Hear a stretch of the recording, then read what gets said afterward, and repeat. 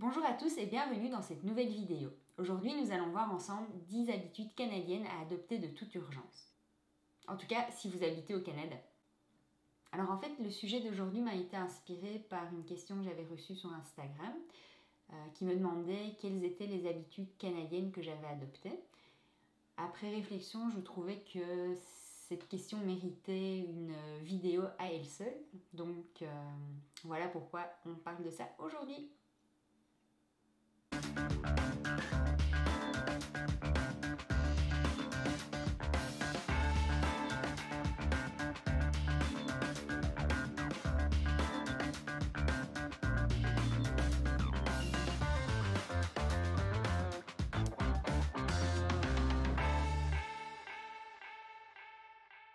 Petite précision, je parle d'habitudes canadiennes, mais certaines des habitudes dont je vais parler sont en fait plutôt nord-américaines, d'autres sont spécifiquement québécoises, et pour terminer, il y en aura qui sont plus communes à l'ensemble du Canada. Première habitude, enlever les chaussures à l'intérieur. Donc ça, c'est une habitude canadienne que j'aime énormément et qui consiste tout simplement à enlever ses chaussures à l'intérieur. Donc au Canada, vous ne verrez jamais personne marcher avec ses chaussures de journée à l'intérieur des maisons. Les gens trouvent ça très très sale, puis je suis très d'accord avec eux. Faut savoir que les chaussures avec lesquelles on marche pendant la journée, on va partout avec, donc on marche dans des choses pas propres, puis après on ramène ça à l'intérieur, puis quand on y pense, c'est vraiment pas hygiénique du tout. Donc quand je rentre en Belgique maintenant, puis que je vois ça, je suis toujours un peu étonnée, puis ça me lève pas le cœur, mais ça me dégoûte un peu. Une des explications que j'ai à ça, c'est peut-être le fait que justement en hiver on a beaucoup de neige, donc les chaussures sont encore plus sales, donc les gens vont prendre l'habitude de les enlever l'hiver et donc garder cette habitude par la suite, parce qu'en fait ma maman est polonaise, puis je me souviens très très bien qu'en Pologne, en fait les gens ne gardent pas non plus les chaussures à l'intérieur. D'ailleurs au Canada, même dans certaines entreprises, vous allez avoir des chaussons à votre disposition. Donc quand vous allez voir un client, vous allez dans une compagnie quelconque, vous allez évidemment enlever vos chaussures, mais on va vous proposer des pantoufles ou des chaussons pour pas que vous marchiez en chaussettes dans les bureaux. Même si vous allez voir que c'est une autre habitude dont je vais parler un petit peu plus tard. Deuxième habitude, il s'agit de l'habitude d'aller bruncher le dimanche. Vous pouvez y aller le samedi aussi, il n'y a pas de problème.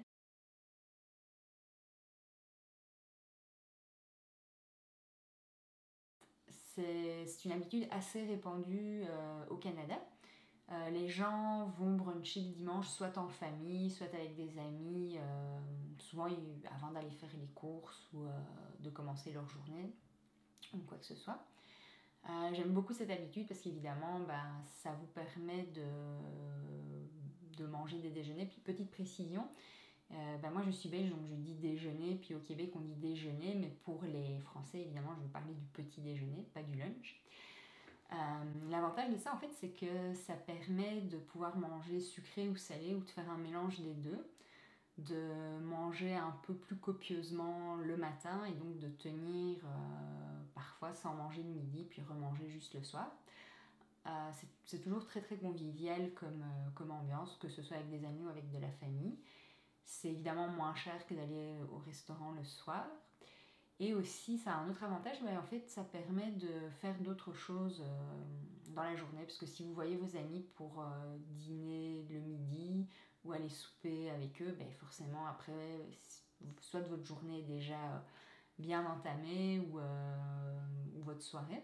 Donc là, en allant bruncher, en fait, tout simplement, ça vous permet de faire d'autres choses durant la journée et quand même de profiter de la compagnie de vos amis ou de votre famille. Puis vous pouvez y aller aussi juste à deux, c'est très agréable également. Troisième habitude, les cafés à emporter. Donc ça évidemment c'est plus nord-américain que canadien spécifiquement. Donc évidemment il y a toutes les chaînes qu'on connaît comme les Starbucks, mais il y a aussi d'autres chaînes spécifiquement canadiennes. Il y a les Second Cup, il y a les Tim Hortons, les Van Out, il y en a vraiment énormément. Et il y a aussi, je dirais, des chaînes un peu plus locales ou encore des petits cafés, parce qu'ici on dit un café pour un endroit où on va acheter du café, c'est pas un bar. Donc il y a toutes sortes d'endroits où on peut aller acheter un café, soit un café tout simple, soit un café un peu spécialisé. C'est très agréable le matin d'aller chercher un petit café, un petit cappuccino ou même un chai latte ou d'autres choses un peu plus spécialisées avant d'aller au travail. Quatrième habitude, marcher en chaussettes au travail l'hiver. Plus tôt, je vous ai parlé du fait que les gens enlevaient leurs chaussures à l'intérieur. Cette règle n'est pas valable pour le travail. Là, on garde quand même nos chaussures, sauf en hiver. Donc évidemment, c'est parce qu'en hiver, on met des grosses bottes d'hiver, ou même si on met pas de grosses bottes, vu qu'on marche dans la neige dehors, puis qu'il fait mouiller, puis que c'est sale, on les enlève. Et donc, on se retrouve en chaussettes au travail. Puis pourquoi j'aime bien cette habitude, c'est juste parce que c'est un peu entre guillemets amusant de voir tous ses collègues en chaussettes, puis même quand on va chez les clients ou que les clients viennent chez nous, ils se mettent en chaussettes, puis c'est normal, c'est juste un peu amusant. Cinquième habitude, tutoyer tout le monde. Donc ça évidemment c'est une habitude spécifiquement québécoise. Ici tout le monde tutoie tout le monde ou à peu près. Il existe encore quelques petites exceptions, des personnes plus âgées qui pourraient éventuellement se vexer si vous les tutoyez directement, mais dans la plupart des cas, ça va être l'inverse. Elles vont se vexer si vous essayez de les vouvoyer en vous demandant si vous les considérez comme vos grands-parents. Donc en fait, vous allez pouvoir tutoyer vos collègues, y compris vos supérieurs hiérarchiques. Et très très généralement, même si vous rencontrez une nouvelle personne, vous allez directement la tutoyer. Si vous allez dans un magasin, vous allez pouvoir tutoyer le vendeur, il va vous tutoyer. Dans les restaurants, dans les bars, enfin peu importe, le tutoiement est vraiment de mise directement. Le tutoiement est vraiment de mise directement. Au début, j'avais un peu de difficulté avec cette habitude, car j'étais quand même attachée au vouvoiement, surtout par rapport aux personnes plus âgées. Mais finalement, après quelques mois, je me suis habituée. Et en fait, une fois qu'on s'habitue à faire ça, c'est très difficile de revenir en arrière. Donc quand je rentre en Belgique,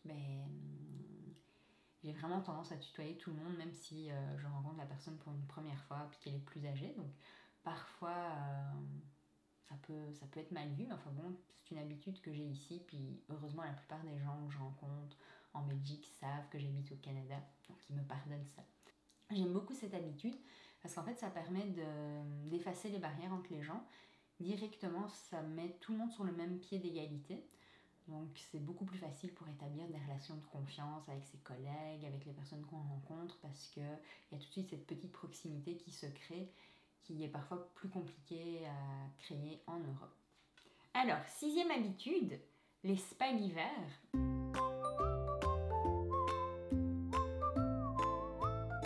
Et donc là, je pense que je vous ai déjà parlé du fait que j'aimais beaucoup aller au spa de façon générale. Les spas l'hiver, c'est vraiment très particulier parce qu'il fait extrêmement froid, ou en tout cas il y a de la neige. Puis là, vous allez dans une eau bien chaude, vous détendre, puis vous passez là toute la journée, c'est vraiment magique. Septième habitude, souper tôt. Donc là, pour les Français qui regardent, le souper, c'est l'équivalent du dîner. Puis on soupe en Belgique et on soupe au Québec. Donc pour ça, il n'y a pas eu de problème pour s'adapter. Mais par contre, il y a une différence au niveau de l'heure à laquelle on soupe. Quand j'habitais en Belgique, j'avais plutôt l'habitude de souper vers 7h, 7h30, enfin 19h, 19h30. Au Québec, c'est beaucoup plus tôt que ça. Pour ma part, ça va se passer aux alentours de 18h, 18h30, dépendamment de l'heure à laquelle je rentre. Mais j'ai des collègues, des amis qui peuvent souper bien plus tôt que ça. Par exemple à 17h30 dès qu'ils reviennent du travail. Au début, ça peut sembler être un peu tôt, mais on s'y fait très très rapidement. Donc en fait, ce qui est chouette avec ça, c'est qu'on rentre du travail, on fait 2-3 trucs, puis on mange directement. Donc après ça, on a toute la soirée pour faire d'autres activités, donc par exemple faire du sport, aller au cinéma, peu importe. Et surtout, on ne va pas dormir le ventre plein.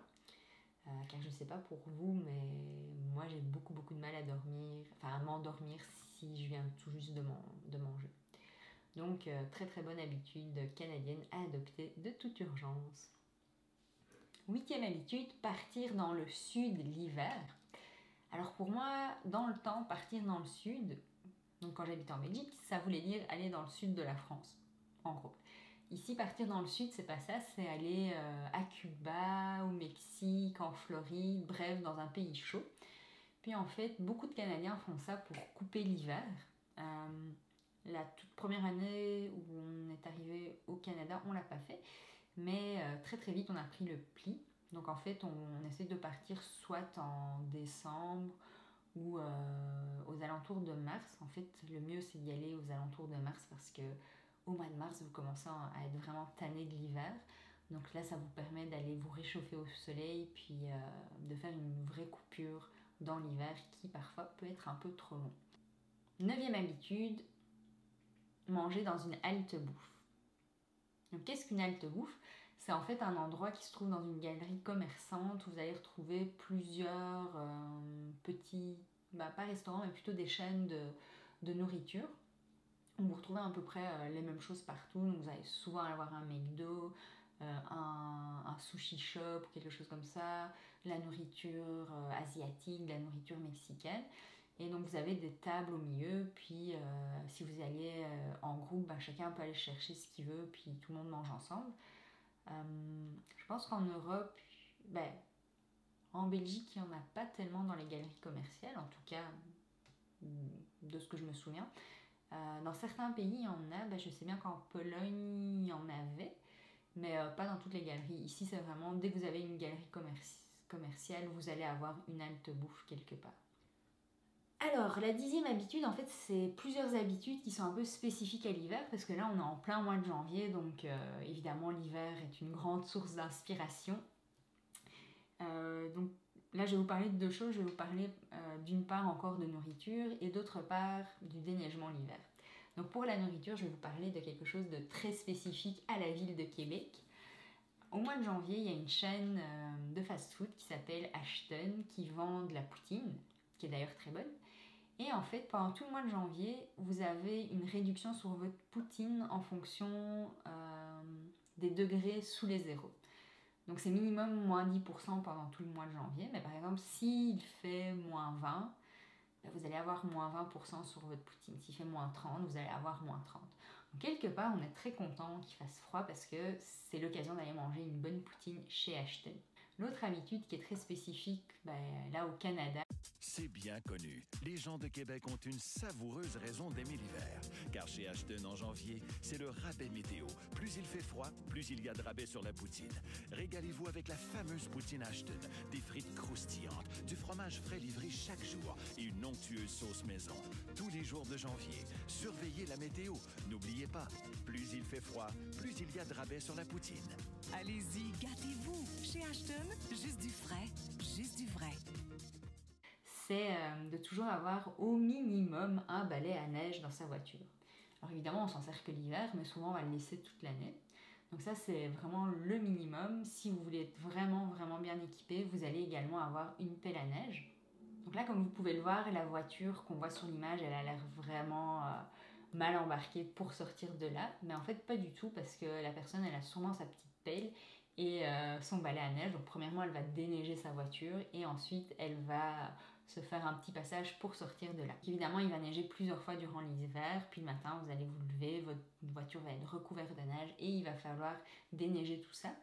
Si vous avez de la chance, c'est juste de la neige, donc là vous allez pouvoir l'enlever, puis même s'il y en a beaucoup, ça va super vite. Si vous avez un peu moins de chance, il va y avoir de la glace sur votre pare-brise, puis là il va falloir le gratter. Puis dans ces cas-là, ça peut prendre énormément de temps. Idéalement, vous pouvez aussi avoir la fameuse pelle à neige. Si vous avez une voiture entre guillemets normale, des fois vous allez devoir vous frayer un petit passage pour sortir. Si vous avez un SUV puis 4 roues motrices, généralement vous allez vous débrouiller sans ça, mais c'est quand même bien d'avoir une pelle à neige pour d'autres raisons ou d'autres situations. Voici qui clôture donc cette vidéo. Merci beaucoup d'avoir regardé et à la prochaine!